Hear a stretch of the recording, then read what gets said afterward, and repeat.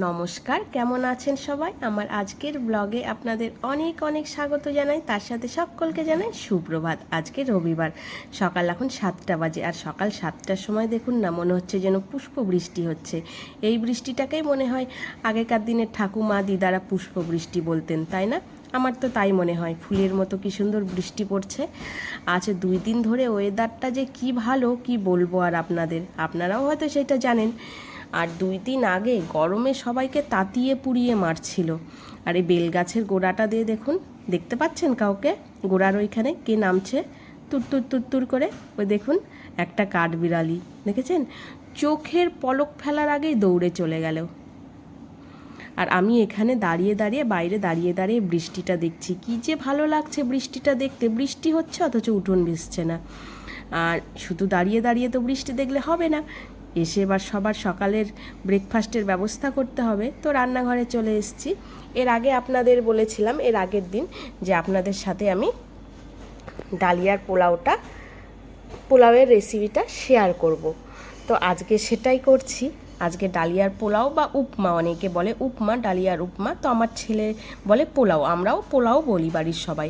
সেটাই করছি। দেখুন, তেলের মধ্যে গাজর, ক্যাপসিকাম, আলু এগুলো দিয়ে ভাজছি, বাদাম দিয়ে ভাজছি। তারপরে ডালিয়াটাকে কিন্তু আমি আগে শুকনো কাঠখোলায় ভেজে নিয়েছিলাম।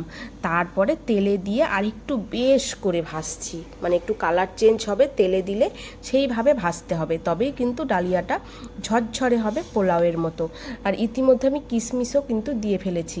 এর মধ্যে কিন্তু ফুলকপিও দেওয়া যায়, বিনস দেওয়া যায়। তবে এই দুটো জিনিস আজকে আমার কাছে নেই বলে দিতে পারিনি আমি। যা ছিল সেটুকু দিয়েই করছি। আর খুব অল্প পরিমাণে জল দিতে হবে, মানে আপনি যেইটুকু করবেন ডালিয়ার পোলাওটা, সেই বুঝে অল্প পরিমাণে আপনাকে জল দিয়ে বেশ ভালো করে ভেজে ঢেকে দিতে হবে। আর গ্যাসের ফ্লেমটা কমিয়ে দিতে হবে, তবেই ডালিয়াটা ভালোভাবে সেদ্ধ হবে। আর জানালা দিয়ে দেখুন, আমি এখানে রান্না করছি আর বৃষ্টিটাকে উপভোগ করছি। দেখুন, ঝিরিঝিরি ঝিরিঝিরি সেই বৃষ্টি হতেই আছে। দেখেছেন? একইভাবে সেই সকাল থেকে একইভাবে পুষ্প বৃষ্টি হচ্ছে।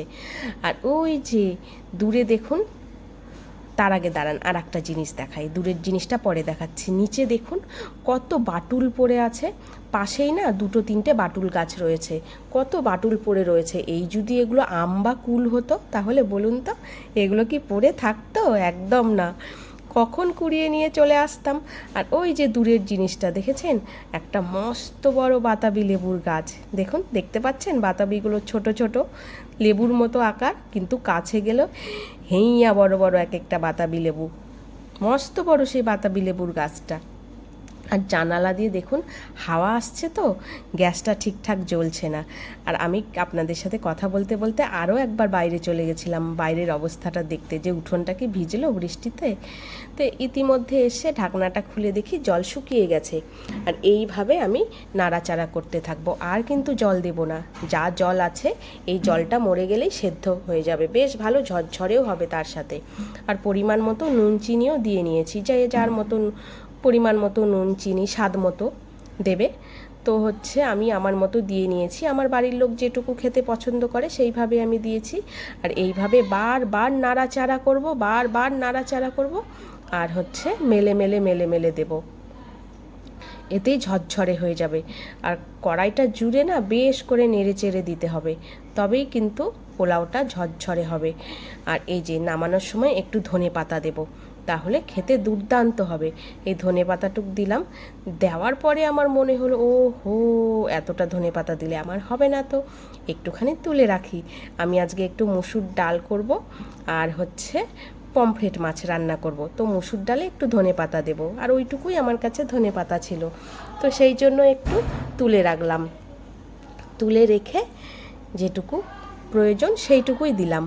দেওয়ার পরে দেখুন, এই যে আমার পোলাওটা এবার কুট্টুকে বেড়ে দিচ্ছি খাওয়ার জন্য। আর কুট্টুর নাকি ভীষণ ভালো লাগে লেবু দিয়ে খেতে এই পোলাও, সেই জন্য একটুখানি ওকে লেবুও কেটে দিয়েছি। লেবু কেটে দেওয়ার পরে দেখুন ওকে তুলে দিয়েছি। আর দেখুন পোলাওটা আবার কি সুন্দর ঝরঝরে হয়েছে না, বুঝতে পারছেন কি? খুব সুন্দর কিন্তু ঝরঝরে হয়েছে পোলাওটা। এই যে দেখুন, এই লেবু দিয়ে কুট্টুর খেতে বেশ ভালো লাগে। আর কুট্টু ইতিমধ্যে খেতেও বসে পড়েছে। লেবু নিয়েছে আর কখন যে আবার সস নিয়েছে ফ্রিজ থেকে আমি দেখিও নি, এসে দেখছি ও মা তুই কখন সস নিয়েছিস রে ফ্রিজ থেকে? বলছে আমি নিয়েছি, তুমি দেখতে পাওনি। আর পাশে দেখুন এই যে আমার মেয়ে, দেখেছেন মেয়েটাকে? যে সব কিছু খায় তাকে সর্বভোগ বলে, আর যে কিছুই খায় না তাকে কি বলে একটু বলুন তো আপনারা, একটু বলবেন? আমার মেয়ে হচ্ছে সেই দলের একজন মানুষ, যে কিছুই খায় না তাকে কি বলে?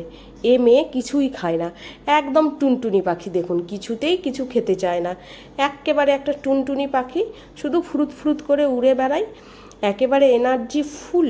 তার সব সময় এনার্জি দুষ্টুমিতে করার জন্য ফুল থাকে। দাদাভাই একটু ডালিয়া দিতে চাইলো, কিছুতেই নিল না, আর সস যেই দিল অমনি নিয়ে নিল। এই হচ্ছে আমার মেয়ের গল্প। আর এই দিকে আমার ছেলে খাচ্ছে আর বলছে মা দুর্দান্ত হয়েছে কিন্তু আজকেও খেতে। আমার ছেলের ভীষণ প্রিয় খাবার এইটা, আর মেয়ে কিছুতেই মুখে তোলে না। ওর নাকি হচ্ছে ভালো লাগে না, ওর কিছুই ভালো লাগে না খেতে মেয়ের। তারপরে এত কথাবার্তা বলার পরে চলে এসেছি কিন্তু সকালের খাওয়া দাওয়া করে, যেটুকু হাতের কাজ ছিল সেটুকু করে চলে এসেছি রান্নাঘরে। এই পমফ্রেট মাছটা রান্না করব। একবার ভাজতে দিয়ে দিয়েছি কড়াইয়ে, এই যে 3টে ভাজছি, আরও 2টো আছে প্লেটে, ওই 2টো পরে ভাজবো। এই 3টে একবারে ভেজে নিই, কারণ একসাথে যদি এতগুলো দিতাম না ভেঙে যেত মাছটা। আর আজকে আমি ব্লগটাও বেশি বড় করব না, খুব অল্প পরিমাণে মানে ছোট্ট টাইমের একটা ব্লগ করছি। কারণ হচ্ছে আমি তো আজকে পরে ভয়েস দিচ্ছি, আর এই রবিবার দিনকে আমার প্রচণ্ড মাথা ব্যথা করছিল, আর মাথা ব্যথার ফলে আমি একটা প্যারাসিটামল খেয়েছিলাম। আর প্যারাসিটামল খাওয়ার পর থেকে আমার শরীর ভীষণ খারাপ লাগছিল।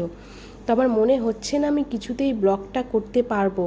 আমি সেই জন্য শুধু ভিডিও করে রেখেছি আর পরে ভয়েস দিচ্ছি। আর দেখুন এই পমফ্রেট মাছটা আমি শুধু পোস্ত দিয়ে করছি। দেখুন কথাও ঠিকঠাক বলতে পারছি না কেন জানি, কথার তার কেটে যাচ্ছে। শুধু পোস্ত দিয়ে করছি। আর এই যে পোস্ততে একটু জল দিয়ে দিয়েছি, কাঁচা লঙ্কা দিয়েছি। এবার মাছগুলোকে ছেড়ে দেবো।